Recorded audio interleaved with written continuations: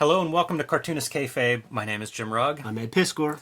And I hope you brought your weightlifting belts, everyone, because we are looking at a doozy today. Before we dive into this magnificent Love and Rockets collection, I do want to remind everybody, we are working Cartoonist. The best way to support Cartoonist Kayfabe is to buy our books. Ed Piscor's Red Room, Trigger Warnings, and the Antisocial Network. Collect the first 2 seasons of Red Room. These are completely self-contained, so whichever one you encounter first is the perfect place to start with Red Room. My latest comics, The Plain Janes and Street Angel Deadliest Girl Alive, both available now everywhere. New printing of Street Angel Deadliest Girl Alive, so if you missed it the first time, you can fix your collection up now. But the main event, Ed, this is, I don't even know how to describe. For one thing, I see it posted everywhere. It's like 28 pounds. Yes. I'm going to attempt to kind of show off this beautiful box set and move it around a bit. But bear with me at home because this is quite an achievement. This came to the studio the day before I went to Japan. And it would have been nice to have it a little early to like try to help push people. And I hit them up. I'm like, yo, what's up with that guy? Like, if you got an extra press copy, like send it my way. They're like, yo, we got rid of all the press copies. I'm like, we, with all confidence, will sell more copies than anywhere they sent it. I don't know where they sent it, but we will sell more copies. And I kind of said that. I'm like, send us copies. Whenever you got press copies, send that shit our way. We will sell this stuff for you, no problem, because it's just, you can't, it's unassailable. Yeah, I absolutely love this. It's excessive in every way I can imagine. I love the objectness of this. You know, it's almost sculpture. Yeah. I think it's Jacob Covey's last big design job for Fantagraphics before he left, their longtime art director and somebody we've talked to on the show, and I admire his work very much. And I think anybody associated with Fantagraphics is probably a fan of Love and Rockets. I think it's one of the high points, one of the most influential comics ever done. Worthy of this kind of treatment, is what I'm saying. This is my Desert Island comic Yes. series. And if, you pose that question, like you got one comic, like what do you bring on a Desert Island? You could just say the box. Like you could That's shoot, right. You know what I'm saying?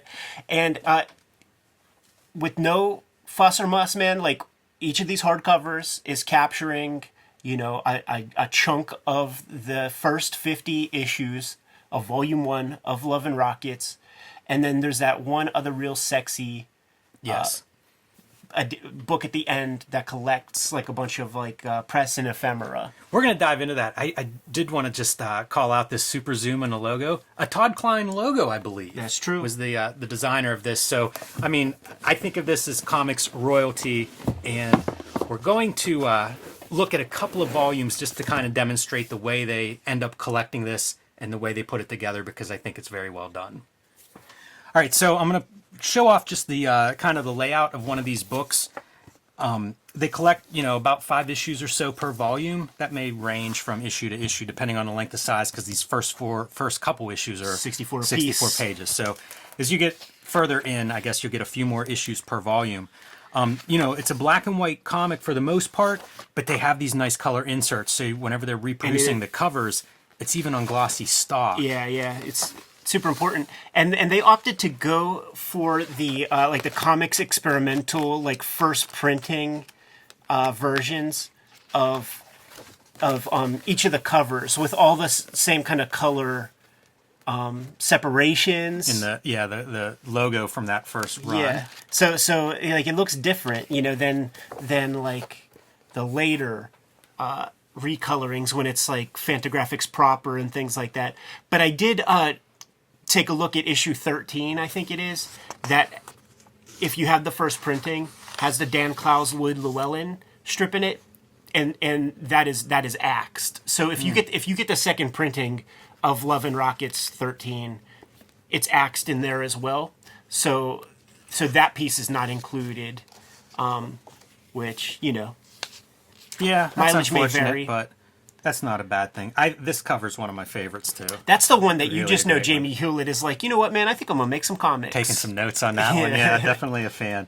But I think it's beautiful. Like from a production standpoint, I think they really, put out all the stops. Like this is a great way to own this series, in my opinion. And I mean, I don't know if they reshot things or what, but even like the line work is so crisp in these. Really tight. We're at the stage now where like you can scan from a page, from a comic book and still have it very high fidelity. And we do in-depth looks at, are we through the first 4 issues now? We are through the first 4. So, check those out if you're not familiar with Love and Rockets. Like I say, I've been in my head going over, the top 10 influential comics. Love and Rockets is definitely on there, on my list. This story is probably the first Love and Rockets story I read because there was 2-volume set that Fantagraphics put out called, The World's Greatest Cartoonist or something like that. And this is the story for Jaime that was in one of those volumes. I think it's best comics of the decade. And it's the From 80s. the 80s. Yeah. I always think about tracking those down because I don't have those. And I think they sound I'm just so curious to see what's in those books. It's my first If Eddie you got Campbell. them, man, dig them out. Yeah, I have one of them. Yeah, I'm very curious to has check this. it out. But again, these are unassailably great comics, and they have influenced generations at this point. So if you want to see where a whole vein of cartoonists come from, this is the place to start. It's really sick. In one of the letters columns, it's it's Steve Lee Aloha, and it's, people from mainstream comics. Kurt Busiek is in there. And then if you look at, the square-bound joints from, the little square formatted ones, Matt Fraction letters and shit. So it's always been that way where the real comics makers from the mainstream, they bend the knee. You know what I'm saying? The ones that really care about the medium of comics, you got to bend the knee to the bros. And the way it works, if Gilbert gets the front cover, Jaime gets the back. Right. And if there's an odd number, then Gilbert gets most shine because Jaime gets the spine treatment. And, this is an art in and of itself of Jacob Covey deciding what's the image to pull for this. And It's that so has to attractive. be a tough job Oh, because, man. How do you pick just one? how do you pick just one? And then he chose this crop thing, which creates a suspense to me as a reader, where it's I need to know what's going on that page. Look at all the texture, dude. Yeah, it's really great to see this stuff blown up this way. Whenever you see this approach to a cover, my first thought is you're trying to present this work that has been reprinted and collected in a lot of different editions. How do we make it fresh? How do we make it new? And how do you reward the collectors that have been there on board for decades, possibly? And the cool thing about this being a box set is that Jacob isn't bound by needing typography and stuff. So he can just have bombastic imagery. How great is this if you're a wrestling fan? Oh, yeah. And it's really subtle stuff that Jacob did, choosing this red ink approach, having just a kind of Helvetica sort of type in the bottom there. Just very, very reserved. Letting the images do all the talking. As we go through this is my first time seeing these. Yeah. So as we go through here, I just feel like each of these images, I find it more and more striking. It feels like, wow, that's what a cover. And then you flip over and it's like, what an iconic image. This is, flip it real quick, man. This is from that Wig Wham Bam era, and this was one of the first, when I first bought my Love and Rockets comics, I bought issue 1 and I bought the current issue of the day, which was this one. It was that white cover where it's a row of cops, and Maggie and Hopi kind of running by. I bought my copy of that in Ireland recently. Oh, that's fun. That's cool. That's cool that it made it there. I love this image, dude. How evocative, right? It's amazing. That's what comics are about right there. Gilbert's such a cartoonist. I hate to say cartoonist, but he's so good at the comics language. Yeah. I've had moments of reading his comics where I think, this is a perfect comic. Yeah. Yeah. I'm not sure that can even exist, but it's worlds, man. It's just, it's a guy who creates worlds. And here's the thing. This is volume 1, these 50. There was the comic size editions after this, volume 2. There was the square ones that came out one per year, volume 3. And now they're into magazines again. About a dozen issues into that. They are only getting better. Their skill level is only increasing. It is the most exciting thing for me as a creator. Because, as a kid even, man, I remember thinking, man, if you're an athlete, there's a shelf life to your career. And all the best guys, there's an emptiness, man. Like I hear Mike Tyson in interviews talking about how he doesn't feel like he's a man anymore and shit because he isn't ruthless the way he was as a kid. And it's like the best of comics, you can continue to excel until your dying day. It's one of the very inspiring parts about comics is you can find these masters who got better and better and better for 50 years. Yeah. And I mean, these guys are approaching it now. You know, you think 82, I mean, we're 40 years in at this point of published Love and Rockets comics. So, yeah, it's incredible. And good timing on your Mike Tyson reference, Ed. Well done. All right, so this is the last volume of the book, of the comic book reprints. You know, you see 43 to 50. Volume 1 ends at issue 50. So that's your bulk of this boxed set. But there's one more volume. Yes, and I was so curious about this because I have the complete Zap Comics. Maybe we'll do that next week, right? And the complete Zap Comics, it comes with this one extra book. And what that one is a, well, we'll save that, what the Zap is. But this one is pretty cool. Only give it a quick glance, but it's like a collection of ephemera and like TCJ coverage and shit from Love and Rockets from the earliest days, you know. So like the famous like first like little blurbs about like, yeah, we got this self-published comic and it's kind of cool. You know, these guys are on their way. That first review. Yeah. So yeah, you see the breakdown here: critics, clippings, comics, capers, covers, and it's, as you say, a collection of work around Love and Rockets. And kind of great. It's almost a scrapbook of your favorite comic, essentially. 50 Women 50, based off the famous EC story. So many people, I think, connected with this at a certain age also. And some of the great writing comes out of that, where this is almost like that iconic album or something that you get when you're 18 or you're 22. And, you know, you're at that age where to have something speak to you directly. There weren't a lot of comics talking to a 21-year-old in, you know, 1982, 1983. I think it's the first comic to use the word homeboy. And it happens in, like, one of the first single Ezra issues. Pound being referenced, you know, like, these were comics that did not exist. It's not like they just showed up and, you know, plug them in as the next fill-in artist to Spider-Man. Like, these are comics that did not exist before the Hernandez brothers made them. It's true. Like, before this, what a lot of girls had to read was like, at least I have X-Men. And like, you know, Chris Claremont, like having like strong female characters in X-Men. But then it's like, these guys come on the scene and it's like, it's all over. Like, here you go. How cool is this? Diana Schutz. So the Telegraph Wire, I believe, was done by a comic book shop where she worked, and she essentially was the one doing it. So early on, 1984, you know, she is cutting edge of what are good comics and getting the Hernandez brothers in an interview for a fanzine, really. Yep. Man, it's kind of cool when you think about her career and crossing over with these guys that early on. And I think that's probably true as you go through this. You know, so many people in comics have that history, you know, in fandom that have been here for decades. They find the good stuff, you know, and they celebrate, they share it. That's like the legacy, I think, of comics fandom is keeping the good stuff alive and drawing attention to it before comics were accepted the way they are now. And I bet there's a lot of that. As well as mainstream, you know, outside of comics press looking at this stuff and being like, you know, the Pop Bang Snap comics aren't just for kids anymore articles. These guys would have been in a lot of those articles. Oh, yeah. They were at the forefront, always on the cover of that kind of stuff. And just important. And it's something that, like, you got to keep in mind. Like, if you're being true to yourself, every cartoonist can add a little piece to the culture. We looked at this, the 10 Years of Love and Rockets book. So this is the Gilbert Hernandez side of it. I don't think we covered that. We didn't do the Gilbert. We need to go back to that and visit that, because it's, you know, this is the other. Oh no, this is a different piece. But there's a Jaime version where he talks about his process. That's this. Is it? Yeah. It's listed in a different source, but that stuff floated around. But It's nevertheless, the same. Yeah, like, it's this the same. process is so valuable. So we're gonna have to cover the Gilbert half of that. Right. That process talk. Yeah, this is the same thing for sure.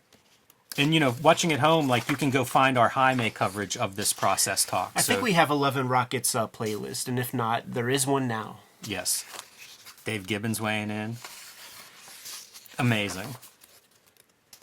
I love this kind of stuff too, like where you're seeing kind of the extra bits of artwork, you know, coverage in magazines and stuff where they get to throw a piece of cover art together. This is fun too. It almost feels like the old fanzines. I mean, you know, it pre-digital layouts. It is. Like, this ain't, this ain't Jacob Covey doing some typography treatments. No. This is just scans of some real stuff. I love this kind of stuff too, finding the source material and putting it in there. Kudos to whoever did it, man. I feel like when I was at Eric Reynolds' crib, I think he has his own binders. Like, I don't know if it was sourced from his stuff. The way this stuff works usually, like, it's wherever you can find it. You know, like whenever they start putting this together, I bet you that, you know, everybody at Fantagraphics that had some version of clippings and collections, bring them all in. Let's see what we have and what don't we have that we remember seeing somewhere. Let's see if we can track it down. Even these pieces from the house ads and stuff, it's very, I love all that. Very the tour. Noteworthy because, like, we passed it up, but there was like the one house ad where it's like Howard Chaykin, Alan Moore, Matt Groening, like the biggest people in comics given their kind of assessment on Love and Rockets.